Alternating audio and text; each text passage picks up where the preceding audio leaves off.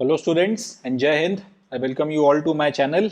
आई hope आप सब खैरियत से हैं, ध्यान रख रहे हैं आप सब अपना, सिंसियरली अपने एग्जामिनेशन की प्रिपरेशंस में लगे हैं एंड कंसिस्टेंसी के साथ में पूरे डिटर्मिनेशन और ईमानदारी के साथ में आप लोग मेहनत कर रहे हैं। तो आज के सेशन में 30 अगस्त 2025 का द हिंदू और इसके इंपॉर्टेंट करंट अफेयर्स को डिस्कस करना है for UPSC civil services 2026 prelims as well as mains and जितने भी आपके दूसरे कॉम्पिटिटिव एग्जामिनेशंस हैं जिसमें करंट अफेयर्स पूछा जाता है, चाहे एसएससी हो, चाहे रेलवे हो, चाहे स्टेट पीएससी के एग्जामिनेशंस हो, चाहे बैंकिंग के पेपर हो, चाहे डिफेंस के एग्जाम्स हो, इन सब के लिए भी हम करंट अफेयर्स को डिस्कस करेंगे। 30 अगस्त 2025 के क्या क्या रेलेवेंट और इम्पोर्टेंट खबरें हैं उनको हम लोग डिस्कस करेंगे। साथ ही साथ ये भी देखेंगे कि अगर क्वेश्चंस पूछे गए तो यहाँ से एमसीक्यूज किस तरीके से फ्रेम किए जा सकते हैं, क्या क्या सवाल यहाँ से बनाए जा सकते हैं। तो काफ़ी कुछ है जानने के लिए, काफ़ी कुछ है आपकी प्रिपरेशन को एनहांस करने के लिए। इसी नोट पर शुरू करते हैं, पहला समाचार देखते हैं। तो पहले समाचार में हमको मिलिट्री एक्सरसाइज अचूक प्रहार के बारे में बात करनी है। ये न्यूज़ वैसे तो अपने जितने भी डे 1 के एग्जामिनेशन है उन सबके पॉइंट ऑफ व्यू से काम की है, पूछी जा सकती है फैक्चुअल क्वेश्चन के तौर पे, मगर खास तौर पे स्पेशली अगर आप बात करें तो डिफेंस के जो एस्पिरेंट्स हैं, डिफेंस के जो एग्जामिनेशन हैं उनके लिए ज़्यादा इंपॉर्टेंट है, क्योंकि सीधे सीधे डिफेंसेस का लेना देना है, तो वहाँ पर यहाँ से क्वेश्चन पूछे जाने की ज़्यादा संभावना है। इसलिए डिफेंस एस्पिरेंट से खास गुजारिश है कि इस न्यूज़ को अच्छे से प्रिपेयर करें। तो मिलिट्री एक्सरसाइज अचूक प्रहार 25 अगस्त से 28 अगस्त के बीच में कंडक्ट की गई थी और ये इंपॉर्टेंट इसलिए हो जाती है क्योंकि ये एक फायर पावर ड्रिल थी under simulated battle field conditions. समझते हैं, फायर पावर ड्रिल का मतलब यह है कि आपके जितने भी वेपन्स हैं उन सब का यहाँ पे टेस्ट हुआ है। जितने भी आपके हैवी वेपन्स हैं, जैसे कि आपकी गन्स हो गई, राइफल्स हो गई, इसके अलावा आपकी जो आर्टिलरी वगैरह हो गई, आर्टिलरी के अलावा और इस तरीके के जो आपके हैवी वेपन्स हैं उन सब का वो सारे वेपन्स सिमुलेटेड बैटलफील्ड कंडीशन में जब एक्चुअल में जंग की स्थिति बनी है, या तो आप ऑफेंसिव पर हो या डिफेंसिव पर हो, अगर आप अटैक कर रहे हो या फिर आप किसी पोजीशन को डिफेंड कर रहे हो, ऐसे वक्त में इन वेपन्स का कैसे इस्तेमाल होना है, क्या आपकी सिखलाई है, किस तरह से वो ऑपरेट कर रहे हैं, कितना उनका ऑप्टिमल परफॉर्मेंस है। अगर कहीं पर कोई इशू बनता है, किसी की कॉइल अटक गई, कहीं कुछ इश्यूज आ गए, कहीं पे एकदम से कुछ जाम हो गया, तो फिर आप उस वक्त में क्या करेंगे। ऐसी सारी परिस्थितियां जो बनती हैं, इन सब सिचुएशंस को क्रिएट कर कर ये पूरी एक्सरसाइज कराई जाती है और ये पूरी एक्सरसाइज जो है इन सारी सिचुएशंस को क्रिएट कर कर कंडक्ट करवाई गई है, आपकी जो बैटल हार्डनेस है वो देखने के लिए, आपकी जो प्रिपरेशन का लेवल है वो सब चेक करने के लिए। एंड ये एक्सरसाइज करवाई गई है अरुणाचल प्रदेश में। अरुणाचल प्रदेश में इस एक्सरसाइज का करवाना भी अपने आप में इंपॉर्टेंट है। एक तो चाइना को सीधा सीधा मैसेज है कि भैया 2020 जैसी कोई हरकत मत करना, अगर करोगे तो फिर देख लिए जाओगे, क्योंकि चाइना के साथ में जितना भी बॉर्डर लगता है, चाहे लद्दाख में लगता हो, चाहे यहाँ पे लगता हो, चाहे कहीं और लगता हो, जनरली वो सारा का सारा हिमालयन टेरेन है और वो सब अच्छी खासी हाइट पर है। तो फिर वहां पर जो भी लड़ाई होगी लगभग लगभग उन्हीं परिस्थितियों में होगी जो परिस्थितियां यहाँ पर सिमुलेटेड बैटलफील्ड कंडीशंस में बनाई गई होंगी। दूसरा मैसेज है पाकिस्तान को, क्योंकि पाकिस्तान के साथ आज नहीं तो कल, कल नहीं तो परसों एक कन्फ्लिक्ट होना ही है। अब ये बात अवश्याम भी है, आर्मी ने भी कह दिया है कि ऑपरेशन सिंदूर जो है वो खत्म नहीं हुआ है, बस उसको होल्ड पे रखा गया है। कुछ भी करेंगे तो फिर हम काउंटर अटैक करेंगे और पलट कर बहुत तगड़ा मारेंगे। इनके साथ में भी अगर मोरलेस अगर कोई कंफ्लिक्ट हुआ तो कश्मीर के इलाके में ही होगा। वैसे तो अगर लड़ाई होती है तो फिर पूरा पूरा फ्रंट तो खैर नहीं खोलेंगे कि इंटरनेशनल वॉर शुरू हो जाए। पाकिस्तान की ऐसी स्थिति नहीं है कि वैसा कुछ कर सके, तो वो इंटरनेशनल बॉर्डर पे फ्रंट खोल दे, ऐसी उनकी अभी फिलहाल हैसियत ही नहीं है। तो वहां पे हो सकता है एयर स्किरमिश हो जाए, एयर बैटल हो जाए, मिसाइल फायर हो जाएंगे, मगर अगर मिलिट्री टू मिलिट्री कन्फ्रंटेशन अगर होता है तो फिर वो होगा वैली के इलाके में। क्योंकि अब हम लोगों ने भी मूड बना लिया है कि अगर हुआ तो फिर आज नहीं तो कल, कल नहीं तो परसों ऑक्यूपाइड कश्मीर के ऊपर अब अपना क्लेम जो है किया जाए। तो अगर ऐसी स्थिति बन गई तो इनके साथ में भी लगभग लगभग उन्हीं परिस्थितियों में जो है बैटल होनी है हिमालय के इलाके में, जैसी सिचुएशंस यहाँ पर रही होंगी सिमुलेटेड बैटलफील्ड कंडीशन में। तो दोनों को जो है एक मैसेज यहाँ से दे दिया गया है एंड अपनी जो प्रिपरेशन है उसको टेस्ट कर लिया गया है और हमारे लिए एक इंपॉर्टेंट करंट अफेयर बन गया है। अच्छा, इसमें पार्टिसिपेट किस किस ने किया है, तो भारतीय सेना की जो एक स्पीयर कॉर्प्स करके जो एक पूरा का पूरा यूनिट है उन्होंने, और ITBP Indo Tibetan border police, दोनों ने जो है इसमें पार्टिसिपेट किया है। आईटीबीपी ने इसलिए पार्टिसिपेट किया है क्योंकि ऑब्वियस सी बात है, जो इंडो चाइना बॉर्डर है वो पूरा का पूरा गार्ड करते हैं। अगर चाइना के साथ में किसी तरीके का कोई कंफ्लिक्ट होगा तो वो सीधे सीधे जो है फर्स्ट लाइन ऑफ डिफेंस आपके हो जाते हैं। चीनियों के साथ जो पहली झड़पें होंगी उसमें आईटीबीपी वाले जो है पार्टिसिपेट करेंगे। तो इनका बैटल हार्डेंड और पूरी तरह से ट्रेन होना बहुत जरूरी है। और वैसे भी ये आर्मी के साथ क्लोज कोऑर्डिनेशन में काम करते हैं, तो इनका यहाँ पर पार्टिसिपेट करना समझ में भी आता है। और स्पीयर कॉर्प्स जो है फौज की अपनी, वो यहाँ पे पार्टिसिपेट इसलिए कर रही है ताकि यहाँ लड़ाई हो जाए, पाकिस्तान के फ्रंट पर हो जाए, कहीं और हो जाए, तो उनको तो उसके लिए तैयारी रखनी है। तो इनका जो है ये समझ में आता है। एंड ये हैवी वेपन्स वगैरह हैंडल भी करते हैं इस तरीके के हाई एल्टीट्यूड रीजन्स वगैरह में। इनकी खास ट्रेनिंग भी जो है इसी के लिए है। तो इन दोनों यूनिट्स का इसमें पार्टिसिपेट करना समझ में आता भी है। तो ये अपना समाचार हो गया। क्वेश्चन कौन कौन से बनते हैं? पहला क्वेश्चन तो यही बनता है कि एक्सरसाइज अचूक प्रहार जो है वो रिसेंटली कहाँ ऑर्गेनाइज कराई गई थी? जवाब हो जाएगा अरुणाचल प्रदेश में। दूसरा ये क्वेश्चन बनता है कि ये जो मिलिट्री एक्सरसाइज अचूक प्रहार है वो किस तरीके की एक्सरसाइज थी? तो जवाब है फायर पावर ड्रिल था और सिमुलेटेड बैटल कंडीशन में करवाया गया। तीसरा इसमें किस किसने पार्टिसिपेट किया है? तो जवाब हो जाएगा, एक तो आर्मी के अलावा किस किसने पार्टिसिपेट किया है? तो जवाब हो जाएगा आईटीबीपी या फिर इंडो तिब्बतियन बॉर्डर पुलिस ने पार्टिसिपेट किया है, या फौज की कौन सी यूनिट ने, और इसके अलावा और कौन सी पैरामिलिट्री ने किया है? तो जवाब हो जाएगा फौज की स्पीयर कॉर्प्स एंड पैरामिलिट्री की बात की जाए तो आईटीबीपी, इन लोगों ने जो है मिलकर पार्टिसिपेट किया। इतने कुछ क्वेश्चन यहाँ से बनकर तैयार होते हैं। 4 से 5 एमसीक्यूज सीधे सीधे आएंगे, फैक्चुअल क्वेश्चंस हैं, पता होने चाहिए, तुक्का उक्का लगाने की स्थिति नहीं बननी चाहिए और अच्छे से प्रिपेयर करना है। स्पेशली फिर से बोल रहा हूँ, डिफेंस एस्पिरेंट्स को इसको अच्छे से प्रिपेयर करना ही है। चले, that's it from this news. Next news देखते हैं। इस समाचार में हमको बात करनी है एक आइस एज के ड्रैगन फ्लाई की रीडिस्कवरी के बारे में, जो रिसेंटली इंडिया के सदर्न पार्ट में रीडिस्कवर हुआ है। थोड़ा सा आपको बैकग्राउंड देता हूँ। आपने वो एक सर्टेन तरीके का कीड़ा कह लीजिए, उसको जो भी कहना चाहें, उड़ता हुआ देखा होगा अपने घरों के आसपास में। हम लोग उसको सिंपल भाषा में हेलीकॉप्टर ही बोलते थे, मगर उसको सामान्यतः ड्रैगन फ्लाई के नाम से जाना जाता है। तो ये जो एक खास किस्म का ड्रैगन फ्लाई है, इसकी रीडिस्कवरी हुई है रिसेंटली, उसके बारे में अपने को इस न्यूज में बात करनी है। ये एग्जामिनेशन पॉइंट ऑफ व्यू से अगर देखा जाए तो यूपीएससी सिविल सर्विसेज के लिए एक बहुत इंपॉर्टेंट करंट अफेयर बनता है। सिविल सर्विसेज के एस्पिरेंट्स को इस पर्टिकुलर न्यूज को अच्छे से कवर करना चाहिए। तो ये जो आइस एज की के टाइम पीरियड की जो ड्रैगन फ्लाई रीडिस्कवर हुई है, इसका साइंटिफिक नाम है क्रोकोथेमिस इरिथ्रिया। क्रोकोथेमिस इरिथ्रिया जो है एक इल्यूसिव ड्रैगन फ्लाई स्पीशीज है, जो जिसका प्रेजेंस आपके सदर्न वेस्टर्न घाट के हायर एलिवेशंस में कंफर्म किया गया। थोड़ा सा समझते हैं। ये भारत का पेनिनसुला का मैप हमने बना लिया। वेस्टर्न घाट यहाँ गुजरात से शुरू होकर नीचे केरल तक जाता है। तो सदर्न वेस्टर्न घाट की बात की जाएगी तो बेसिकली केरल और आपका जो एकदम नॉर्थ का जो तमिलनाडु का इलाका है, नीलगिरी वगैरह, नॉर्थ का जो कर्नाटक का इलाका है, तमिलनाडु का जो नीलगिरी रीजन है, इस पूरे क्षेत्र की बात की जा रही है।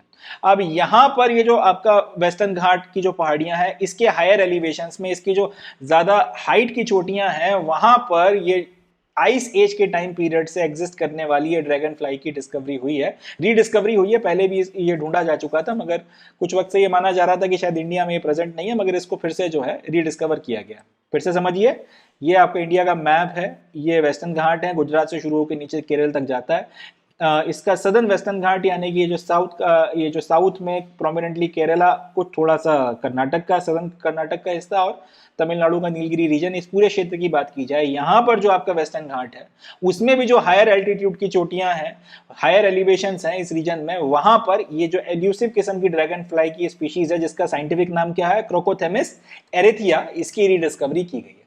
Previously, it was ignored/overlooked because of its resemblance with the widespread low-land species Crocothemis cervilia. अब ये जो ड्रैगन फ्लाई है, जिसको हम लोग सामान्य भाषा में, कम से कम मैं बचपन में हेलीकॉप्टर ही बोलता था, अब ये वैसे तो भारत भर में जो है वाइडली पाए जाते हैं, तो बहुत बड़े लेवल पर इनकी जनसंख्या आपको देखने को मिलती है। अब पहले भी अगर ये क्रोकोथेमिस इरिथिया कभी अगर नजर में आया होगा साइंटिस्ट वगैरह के, तो उन्होंने इसको इग्नोर कर दिया या ओवरलुक कर दिया। उसकी वजह ये थी कि मोर और लेस ये जो नॉर्मल आपका जो ड्रैगन फ्लाई या हेलीकॉप्टर है, उसी की तरह देखने, उसी तरीके का दिखता है। और ये जो उसका जो साइंटिफिक नेम है वो है क्रोकोथेमिस सर्विलिया। अभी जो क्रोकोथेमिस सर्विलिया है, जिसको सामान्य तौर पर हम लोग हेलीकॉप्टर बोलते हैं सामान्य भाषा में, ये बहुत वाइड स्प्रेड है। ये भारत में काफी बड़े इलाके में देखने के लिए मिलता है। तो उन्हीं में अगर 2-4 आपको क्रोकोथेमिस इरिथिया, जो खास किस्म का जो ड्रैगन फ्लाई है, अगर ये देखने को मिला होगा, तो साइंटिस्ट ने उसको इग्नोर कर दिया। मगर अभी कुछ वक्त पहले रिसेंटली इन्होंने कंफर्म किया है कि ये जो क्रोकोथेमिस इरिथिया है, ये अपने आप में एक अलग कैटेगरी है, और सर्विलिया जो वाइड रेंज में आपको देखने को मिलता है, ये अलग कैटेगरी है। दोनों सेम नहीं है, इनमें दोनों में थोड़ा सा डिफरेंस है। अब डिफरेंस क्या है वो हम लोग देख लेते हैं। ये जो क्रोकोथेमिस इरिथिया है, इसकी फोटोग्राफ में आपको दिखा रहा हूं, देखिए सर, तो ये इस तरीके से रेड कलर का है। अब इसको हेलीकॉप्टर भी बोला जाता है सामान्य भाषा में। ये जो किला आपको देखने को मिल रहा है इस तरीके से, इसकी जो है रीडिस्कवरी यहाँ पे की गई है। अब जो सामान्य तौर पर आपको जो हेलीकॉप्टर देखने को मिलते हैं या जो ड्रैगन फ्लाइज देखने को मिलते हैं वो कुछ इस तरीके के दिखते हैं। देख लीजिए इसको, थोड़ा बहुत इसमें डिफरेंस आ जाता है। ये भी प्रोमिनेंटली साउथ में देखने में मिलते हैं, मगर सामान्यतः जो आपको ड्रैगन फ्लाई देखने को मिलते हैं वो कुछ इस तरीके के होते हैं। ये एक और इमेज देखिए इसकी। तो ये जो है वो सामान्य तौर पर मिलने वाले या सामान्य तौर पर पाए जाने वाले ड्रैगन फ्लाई हैं, जो वाइड स्प्रेड हैं। आपको प्लेन्स के इलाकों में, जो भारत के मैदानी इलाके हैं, वहां पर भी देखने को मिलते हैं। साउथ में भी बड़ी मात्रा में पाए जाते हैं। तो जनरली ये माना जाता था कि यही वाले जो ड्रैगन फ्लाई हैं वो भारत में एग्जिस्ट करते हैं। इस बीच में ये जो नई किस्म का ड्रैगन फ्लाई जो रीडिस्कवर हुआ है, अब अगर ये कुछ एक दो अगर फोटोज वगैरह इसके मिले भी होंगे, कभी किसी की नजर गई भी होगी, तो उन्होंने यही सोचा होगा कि यार उसी प्रजाति का एक ये जो है ये है, एंड इसको ओवरलुक कर दिया होगा। बेसिकली इन्होंने क्या माना होगा कि ये जो सामान्य तौर पर मिलने वाले ड्रैगन फ्लाई हैं, जिसको क्रोकोथेमिस सर्विलिया बोला जाता है, क्रोकोथेमिस सर्विलिया का एक आध कोई अपवाद होगा, किसी वजह से लाल काला हो गया होगा, एंड उन्होंने जो है ज्यादा ध्यान नहीं दिया होगा। इन्होंने सोचा ही नहीं होगा कि ये अलग तरीके की स्पीशीज हो सकती है जो कि क्रोकोथेमिस एरेथिया है। मगर फिर अब रिसेंटली हुआ क्या, इनफैक्ट चले उसके पहले ये भी बात कर लेते हैं कि ये जो जेनस है क्रोकोथेमिस, इंडिया में इसकी दो स्पीशीज हमको देखने को मिलती हैं। एक तो अपने को ये वाली जो है, ये वाली जो स्पीशीज है सर्विलिया, जो वाइड स्प्रेड है, एक तो ये आपको काफी बड़ी मात्रा में मिलती है। सामान्यतः जितने भी आपके लो लैंड के इलाके हैं वहां पर ये पाई जाती है। राजस्थान हो गया, मध्य प्रदेश हो गया, छत्तीसगढ़ हो गया, गुजरात हो गया, या और आपके उड़ीसा, इस सारे इलाकों में जो है, आंध्र वगैरह में, ये लो लैंड के जितने भी इलाके हैं वहां पर ये क्रोकोथेमिस इरिथिया सर्विलिया जो है बड़ी मात्रा में पाया जाता है। अब क्रोकोथेमिस इरिथिया जो है ये हाई एलिवेशन हैबिटेट्स में मिलता है, मगर सामान्यतः ये यूरोप में पाया जाता है। एशिया में ये अभी तक हिमालयज में जो है वो मिलता था। हिमालय में जरूर इसकी प्रेजेंस थी, मगर नीचे साउथ में इसकी अभी तक प्रेजेंस के अपने पास में एविडेंसेस नहीं थे, या साउथ, या फिर कम से कम ऐसा माना जाता था कि साउथ में ये एग्जिस्ट नहीं करता है। बट फिर अब हुआ ये कि 2018 में इरिथिया वाली जो ये स्पीशीज है, इसके कुछ फोटोग्राफ्स मुन्नार के जो हाई रेंजेस हैं केरल में, वहां पर खींचे गए, या फिर वहां पर इसको एनुअल जो आपका फॉनल सर्वे 2018 हो रहा था उसमें कैप्चर किया गया। अब एक बार जब ये तस्वीरें फिर देखी गई और उसके बाद में किसी की नजर गई, उनको लगा कि यार जो सामान्यतः आपको ये क्रोकोथेमिस सर्विलिया देखने को मिलता है, यार उसके जैसा तो ये नहीं दिख रहा, इसका कलर अलग है, साइज अलग है, फीचर थोड़े से अलग वगैरह दिख रहे हैं। तो किसी का दिमाग ठनका, उसके बाद उन्होंने फिर कंपैरिजन किया, स्टडीज वगैरह करी, फाइनली जो है उनको लगा कि नहीं यार ये स्पीशीज अलग है, ये यहाँ पर ये सामान्य जो है वो वाली नहीं है। फाइनली 2019 से 2023 के बीच में कई सारे एक्सपीडिशंस जो हैं उनको हाई एल्टीट्यूड के रीजन्स में, वेस्टर्न घाट में भेजा गया, अलग अलग इलाकों में। रिसर्चर्स ने अल्टीमेटली फिर कई जगहों पर इसके होने की पुष्टि करी हाई रीजन्स में, एंड फाइनली जो है उसके बाद में उन्होंने ये बोला कि नहीं, ये जो हमारी स्पीशीज है क्रोकोथेमिस आपका इरिथिया, ये अलग स्पीशीज है। हम लोग इसको सर्विलिया के साथ में कंफ्यूज कर रहे थे, और ये ना सिर्फ हिमालय में हाई में देखने को मिल रही है, मगर ये जो आपका वेस्टर्न घाट है इसके हायर एल्टीट्यूड्स में भी ये देखने को मिल रही है। हायर एल्टीट्यूड्स में ये पाई जा रही है, और ये अपने आप में वहां पर एक डिस्टिंक्ट स्पीशीज के रूप में एग्जिस्ट करती है। साथ ही साथ रिसर्चर्स का कहना यह है कि क्रोकोथेमिस इरिथिया जो है, इसने सदर्न इंडिया को कॉलोनाइज आइस एज के दरमियान किया था। आइस एज के वक्त में जब आपका साउथ में टेम्परेचर थोड़ा सा डाउन हुआ, टेम्परेचर थोड़ा सा कम हुआ, तो यहाँ पर एक तरीके का टेम्परेट फोना जो है वो डेवलप होना शुरू हुआ, टेम्परेट किस्म का जो है एटमॉस्फेयर डेवलप होना शुरू हुआ। और वो टेम्परेट एटमॉस्फेयर टेम्परेट फोना के लिए बहुत बेहतर था, एंड क्योंकि ये लोग जो हैं टेम्परेट किस्म के एनवायरनमेंट को पसंद करते हैं, तो फिर आइस एज के वक्त में ये इस इलाके में आए, और जो हायर एल्टीट्यूड्स थे वहां तक इन्होंने अपने आप को कन्फाइन रखा, क्योंकि वहां पर इनको जो इनकी मर्जी का टेम्परेचर था, एक ठीक ठाक लो टेम्परेचर जो था वो मिल गया, एंड वहां पर ये तब से एग्जिस्ट कर रहे हैं। अब ये हम लोगों की, अब कह सकते हैं बायोलॉजिस्ट वगैरह ने जो है इसको अब इतना लेट पहचाना है, मगर ये यहाँ पर आइस एज के वक्त से मौजूद है, आइस एज के टाइम पीरियड से ये यहाँ पर एग्जिस्ट कर रहे हैं। तो ये जो है कुछ आपके फैक्ट्स हैं इस पर्टिकुलर स्पीशीज के बारे में जो अपने को ध्यान रखना है। अब ये समाचार जैसा कि मैंने कहा यूपीएससी के लिए काम का है ही, और बाकी इसमें भी पूछा जा सकता है। तो पहला तो यही बन सकता है क्वेश्चन कि ड्रैगन फ्लाई की भारत में कितनी स्पीशीज पाई जाती हैं। जवाब हो जाएगा 2 स्पीशीज पाई जाती हैं। एक सामान्यतः आपको लो लैंड एरियाज में देखने को मिलती है, और दूसरी हाई एलिवेशन के इलाकों में देखने को मिलती है। नाम क्या है? क्रोकोथेमिस सर्विलिया। क्रोकोथेमिस सर्विलिया या फिर सी सर्विलिया शॉर्ट में करके लिखा है। ये लोलैंड में पाई जाती है। सामान्यतः बच्चे इसको हेलीकॉप्टर बोलते हैं। जब हम बड़े हो रहे थे हमने भी इसको हेलीकॉप्टर बोला था, बाद में पता चला कि इसको ड्रैगन फ्लाई बोला जाता है। एंड दूसरा होता है क्रोकोथेमिस इरिथिया। ये पाया जाता है आपका हाई इलाकों में। अभी तक माना जाता था कि हिमालय में मिलता है, बट अब ये कंफर्म हो चुका है कि ये वेस्टर्न घाट्स के हायर एलिवेशंस में भी पाया जाता है। चलें, एंड इसने इंडिया के इस आपका जो ये इलाका है जहाँ पे इसकी रीडिस्कवरी हुई है, वहाँ पर इसने इसको कॉलोनाइज किया था आइस एज के वक्त में। तो बहुत लंबे वक्त से 10,000 12,000 साल से जो है यहाँ पर एग्जिस्ट कर रहा है। फिर कह रहा हूँ करंट अफेयर्स में यूपीएससी के पॉइंट ऑफ व्यू से इंपॉर्टेंट न्यूज़ है, एस्पिरेंट्स उसको अच्छे से प्रिपेयर करें। चलें नेक्स्ट न्यूज़ देखते हैं। शुरू करने के पहले मैं एक बात क्लियर कर दूं कि ये न्यूज़ आने वाले जितने भी आपके अपकमिंग कॉम्पिटिटिव एग्जामिनेशंस हैं, स्पेशली यूपीएससी सिविल सर्विसेज 2026 का प्रीलिम्स, उसके लिए बहुत इंपॉर्टेंट समाचार है। एंड इट्स अ रिक्वेस्ट, जितने भी सीरियस एस्पिरेंट्स हैं इस न्यूज़ को आपने अच्छे से प्रिपेयर करना ही है। चलें शुरू करते हैं। जॉइंट क्रेडिट मैकेनिज्म के बारे में समाचार में बात करनी है।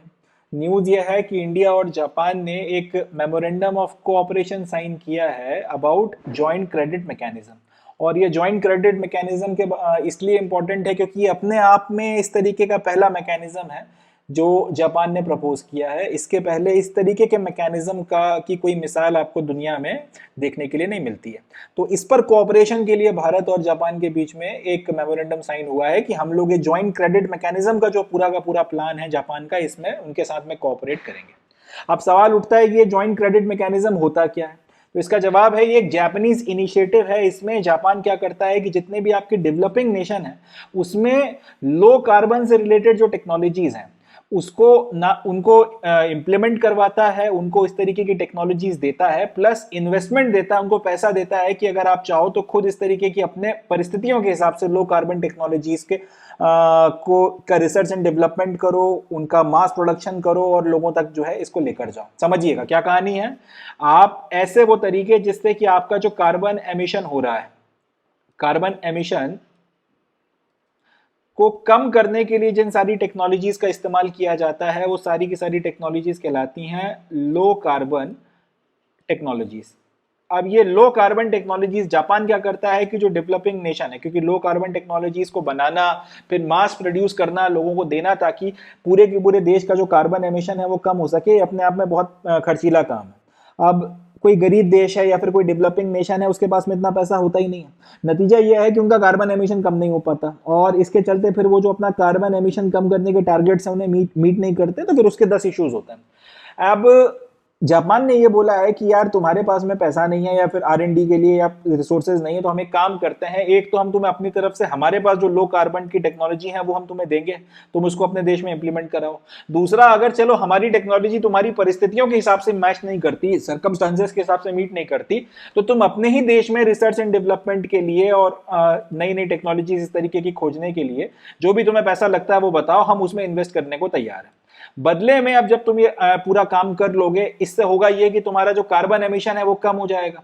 अब तुम्हारा कार्बन एमिशन कम हो जाएगा, मगर क्योंकि तुम एक डेवलपिंग कंट्री हो तो तुम्हारा कार्बन एमिशन पहले भी जो है, अगर बड़े बड़े कार्बन एमिटर्स के पॉइंट ऑफ व्यू से देखा जाए तो उतना ज्यादा तो कभी था ही नहीं, मगर फिर भी तुम्हारा जो कार्बन एमिशन कम हो गया है, इसके नतीजे में तुम्हें कुछ क्रेडिट्स मिलेंगे। ये पूरा का पूरा अपना एक जो पेरिस में एग्रीमेंट हुआ था उसमें जो आपका पूरा 2015 का क्लाइमेट एग्रीमेंट हुआ था, उसमें यह है कि आप एक सर्टेन अगर अपना कार्बन एमिशन जो आप कर रहे हो उसमें एक सर्टेन लिमिट तक अगर आप कटौती करते हो तो फिर आपको कार्बन क्रेडिट्स मिलते हैं। तो इस तरीके के आपको जो कार्बन क्रेडिट्स मिलेंगे वो एक काम करना कि वो कार्बन क्रेडिट आप जो है हमको दे देना, जापान के खाते में उनको डाल देना। अब ये जो कार्बन क्रेडिट है वो जापान के खाते में डाल दिए जाएंगे, तो फिर ये माना जाएगा कि भाई जितना ये कटिंग हुई है, ये जो आपका कार्बन एमिशन में जितनी कटिंग हुई है वो जापान ने करी है। इस तरीके से आपको जो है वो टेक्नोलॉजी मिल जाएगी, आपका अपना जो कार्बन एमिशन है आपने उसको कट कर लिया, और हम क्योंकि अब हमारे टारगेट्स मीट नहीं कर पा रहे कार्बन एमिशन के, तो हम कार्बन क्रेडिट जो है उसको लेकर हमारे भी जो टारगेट्स हैं उनको पूरे कर देंगे। तो इस तरीके से आप भी फायदे में हो, हम भी फायदे में। अब ये जो पूरा का पूरा प्रोसेस है इसको कहा जा रहा है जॉइंट क्रेडिट मैकेनिज्म। अब यही बात यहाँ पे अंग्रेजी में लिखी है जो मैंने आपको एक्सप्लेन करी है कि ये जापानीज इनिशिएटिव है, इसमें जापान इन्वेस्ट भी कर रहा है और इंप्लीमेंट भी करवा रहा है लो कार्बन टेक्नोलॉजी। कहां पर? डेवलपिंग कंट्रीज कंट्रीज में, और इसके रिजल्ट में जो एमिशंस में कटिंग आ रही है, एमिशंस में जो कटौती हो रही है, जो सेविंग हो रही है उन देशों में एमिशन में, उसके चलते जो कार्बन क्रेडिट बन रहे हैं वो सारे के सारे जापान के अकाउंट में दे दिए जाएंगे, और इसकी मदद से जापान अपना जो रिडक्शन के टारगेट्स हैं उनको मीट कर पाएगा। तो आपका भी फायदा है और जापान का भी फायदा है, दोनों जो है भाई फायदे में रहेंगे। इस तरीके से ये मैकेनिज्म जो है ऑपरेट करेगा। तो ये ज्वाइंट क्रेडिट मैकेनिज्म जो है, इसको लेकर भारत और जापान के बीच में समझौता हुआ है। अब ऑब्वियस ही बात है, इतना बड़ा हमारा देश है, हमारे भी अपने जो है टारगेट्स हैं, सारी चीजें हैं, मगर टेक्नोलॉजी अगर हमको मिल रही है तो उससे हम ज्यादा बेहतर तरीके से जो है अपने टारगेट्स को अचीव कर पा रहे हैं, और उसके बदले में अगर जापान को उतने उतने क्रेडिट हमको देना पड़ रहे हैं तो कोई बड़ी बात नहीं है, सही चीज है। इस पूरे के पूरे मैकेनिज्म से, ये जो ज्वाइंट क्रेडिट मैकेनिज्म है, इससे कई सारी चीजें हो रही हैं। एक तो इन्वेस्टमेंट आ रहा है आपके पास में, पैसा सबसे बड़ी चीज है। दूसरा, जापानियों की देखें भाई, कुछ भी हो मगर जापानीज टेक्नोलॉजी का कोई तोड़ नहीं है। तो जापानीज टेक्नोलॉजी असिस्टेंट आपको देखने को मिल रहा है, वो टेक्नोलॉजी ट्रांसफर करने को तैयार है और कैपेसिटी बिल्डिंग में आपकी हेल्प कर रहा है। ये सारी की सारी चीजें हो रही हैं। लंबी दौड़ में आपका जो है, जो नेट जीरो तक आप जाना चाहते हो, 2070 तक जो टोटल आप जो नेट जीरो का टारगेट रखा गया वो आप अचीव यहां से कर पाओगे। एंड ये सारी की सारी चीजें कर कर आपको जितने भी लो कार्बन टेक्नोलॉजी के प्रोजेक्ट्स वगैरह हैं, लो कार्बन टेक्नोलॉजी डेवलप करना या इंप्लीमेंट कराने के जितने भी प्रोजेक्ट्स वगैरह हैं, उसमें आपको काफी मदद मिलेगी। पूरा का पूरा आपका डोमेस्टिक इकोसिस्टम डेवलप होगा, इसमें नई नई किस्म के बिजनेसेस और स्टार्टअप्स वगैरह लगेंगे, जॉब अपॉर्चुनिटीज क्रिएट होंगी, और लो कार्बन टेक्नोलॉजीज जो है लोकल लेवल पर बनना शुरू होंगी, लोकलाइजेशन होगा। ये एक बहुत बड़ा जो है कदम रहेगा, और इसमें जापानी जो पैसा और टेक्नोलॉजी है वो एक बहुत इंपॉर्टेंट रोल अदा करेगी। तो ये सारी चीजें हैं जिसके चलते ये पूरा का पूरा मैकेनिज्म बहुत काम का है, और इससे हमको जितना हो सके उतना फायदा उठाना चाहिए। अब ये हो गया समाचार। क्वेश्चन क्या बनेगा, ज्वाइंट क्रेडिट मैकेनिज्म क्या होता है, वो मैंने आपको समझा दिया। दूसरा, ज्वाइंट क्रेडिट मैकेनिज्म किसने प्रपोज किया है, जवाब हो जाएगा जापान ने प्रपोज किया है। इस तरीके का ये अपने आप में पहला मैकेनिज्म है, इसके पहले इस तरीके के मैकेनिज्म की कोई मिसाल आपको देखने को नहीं मिलती। फिर कह रहा हूं, इंपॉर्टेंट न्यूज है, सिविल सर्विसेज के सारे एस्पिरेंट्स इसको अच्छे से प्रिपेयर करें, एसएससी और बाकी जो दूसरे एग्जामिनेशन हैं उसके भी एस्पिरेंट इसको प्रिपेयर करें। सीधा सीधा सवाल यहां से बनकर आएगा, और अगर आ गया तो अब आपसे करते बनना चाहिए। चलें, that's it from this news. Next news देखते हैं, समाचार देखते हैं। ये इकोनॉमी के पॉइंट ऑफ व्यू से एक इंपॉर्टेंट करंट अफेयर बनता है, एंड जितने भी आपके डे 1 के एग्जामिनेशन है, स्पेशली पता नहीं क्यों मुझे एक फीलिंग है कि रेलवे में ये जो है करंट अफेयर में से समाचार पूछा जा सकता है। देखते हैं। Government has approved the appointment of Urjit Patel, ex-RBI governor, as executive director of IMF for a period of 3 years. तो भारत सरकार ने हमारे जो रिजर्व बैंक ऑफ इंडिया के भूतपूर्व गवर्नर हैं उर्जित पटेल साहब, इनका एक अपॉइंटमेंट होना है आईएमएफ में एग्जीक्यूटिव डायरेक्टर के तौर पर 3 साल के लिए, उसको अप्रूव कर दिया। समझते हैं, आपका जो आईएमएफ या फिर इंटरनेशनल मॉनेटरी फंड है, इसके जितने भी मेंबर्स वगैरह होते हैं, इन सारे मेंबर्स या कंट्रीज में से या फिर ग्रुप ऑफ मेंबर कंट्रीज में से एक एक व्यक्ति को एग्जीक्यूटिव डायरेक्टर के तौर पर नॉमिनेट किया जाता है। ऐसे कुल मिलाकर आईएमएफ में 25 एग्जीक्यूटिव डायरेक्टर जो हैं वो इलेक्ट होकर आते हैं, अलग अलग, या तो अलग अलग मेंबर कंट्रीज से या फिर ग्रुप ऑफ कंट्रीज से। तो उसी 25 एग्जीक्यूटिव डायरेक्टर में से एक डायरेक्टर के तौर पर भारत सरकार ने उर्जित पटेल, जो हमारे आरबीआई के एक्स गवर्नर रहे हैं, इनको 3 साल के लिए executive director to the IMF के पद पर जो है इनके अपॉइंटमेंट को अप्रूवल दे दिया। अब हमारा इंडिया जो है बेसिकली 4 देशों का एक पूरा का पूरा ग्रुप है, बांग्लादेश, श्रीलंका, भूटान और इंडिया। ये जो 4 देश हैं, इन चारों देशों का कोई एक व्यक्ति जो है नॉमिनेट होता है इन चारों देशों को रिप्रेजेंट करने के लिए एग्जीक्यूटिव डायरेक्टर के तौर पर। तो इस बार हमारा नंबर था, तो हम लोगों ने अपने एग्जीक्यूटिव डायरेक्टर के तौर पर उर्जित पटेल साहब को नॉमिनेट किया। मगर ये वहां पर 4 देशों के रिप्रेजेंटेटिव या फिर एक कंस्टिट्यूएंसी जिसमें ये 4 देश आते हैं, बांग्लादेश, श्रीलंका, भूटान और इंडिया, इन 4 देशों के रिप्रेजेंटेटिव के तौर पर या फिर एग्जीक्यूटिव डायरेक्टर के तौर पर वहां पर जाने वाले हैं। ये इनकी फोटोग्राफ है, देख लीजिए। तो उर्जित पटेल साहब हैं। अच्छा, एक चीज और, उर्जित पटेल इसलिए भी याद रखे जाते हैं या इंपॉर्टेंट हो जाते हैं क्योंकि उर्जित पटेल ही वो आरबीआई के गवर्नर थे जिनके वक्त में, जिनके टाइम पीरियड पे डीमोनेटाइजेशन किया गया था। इतना बोल्ड मूव लेने के लिए प्राइम मिनिस्टर के साथ में वो खड़े हुए, और क्योंकि डेयरिंग चाहिए इतने बड़े काम को करने के लिए। इस तरह समझें कि 100 नोट आपके देश में चलते हैं, आपने एक रात को बोल दिया कि 87 बंद है, उसमें से 87 नोट खत्म है, 13 में काम चलाओ जब तक 87 को रिप्लेस करने के लिए नए नोट नहीं आ जाते। अब इससे जो हाहाकार मच सकता था, मचा भी, ऐसा भी नहीं है कि नहीं मचा, समस्याएं तो आई थी, मगर जो बड़े लेवल पर हाहाकार मच सकता था, सब कुछ एकदम आपका कह सकते हैं कि सारा का सारा इंफ्रा जो है एकदम खत्म हो सकता था, बहुत इश्यूज हो सकते थे, कुछ नहीं हुआ। उस सारी चीजें मोर और लेस फ्रिक्शंस थे, ऐसा नहीं कहूंगा कि सब कुछ एकदम ही बढ़िया था, मगर हाँ जितने भी फ्रिक्शंस थे उनके साथ में स्मूथली जो है पूरा का पूरा प्रोसेस करवाने में अगर किसी व्यक्ति का एक बहुत इंपॉर्टेंट रोल है तो वो ये शख्स है जिसकी फोटो आपके सामने मैंने लगा रखी है। इन्होंने पूरी सिचुएशंस को बहुत अच्छे से संभाला है, अच्छे से हैंडल किया, एंड डीमोनेटाइजेशन का पूरा प्रोसेस इन्होंने प्राइम मिनिस्टर के साथ में मिलकर करवाया। तो इससे ये भी समझ में आती है, बात आती है कि डेयरिंग बंदा है। कोई और आरबीआई गवर्नर होता तो शायद ना मानता, या शायद प्रेशर में आ जाता कि हम लोग कैसे हैंडल करेंगे सारी चीज़ें, मगर नहीं, Urjit Patel held his horses, held his nerves, and उन्होंने जिस तरीके से इस पूरी प्रोसेस को करवाया था उसके लिए भी ये याद रखे जाते हैं, याद रखे जाने चाहिए। तो ये इंपॉर्टेंट समाचार है। पूछा जा सकता है भारत की तरफ से आईएमएफ में जो एग्जीक्यूटिव डायरेक्टर है वो किसको अपॉइंट किया गया है? जवाब हो जाएगा उर्जित पटेल। ये जो एग्जीक्यूटिव डायरेक्टर है वो सिर्फ इंडिया को रिप्रेजेंट कर रहे हैं? जवाब है नहीं, हम 4 देशों की कंस्टिट्यूएंसी को रिप्रेजेंट करते हैं, जिसमें इंडिया, बांग्लादेश, भूटान और श्रीलंका आते हैं। अच्छा, एग्जीक्यूटिव डायरेक्टर के पद पे कितने साल के लिए अपॉइंटमेंट होता है? 3 साल के लिए। और आईएमएफ में कुल मिलाकर कितने एग्जीक्यूटिव डायरेक्टर्स होते हैं? 25 एग्जीक्यूटिव डायरेक्टर्स होते हैं। इतनी कुछ बातें अपने को याद रखनी है। चले, that's it from this news. Next news देखते हैं। So with this we come to end of today session. आज के सेशन में बस इतना ही। अब मैं मिलता हूं आपसे नेक्स्ट सेशन में, जिसमें हम लोग 31 अगस्त 2025 का द हिंदू और उसके इंपॉर्टेंट करंट अफेयर्स को डिस्कस करेंगे। तब तक के लिए अपना बहुत ध्यान रखें, खुश रहें और मेहनत करते रहें। Thank you. जय हिंद।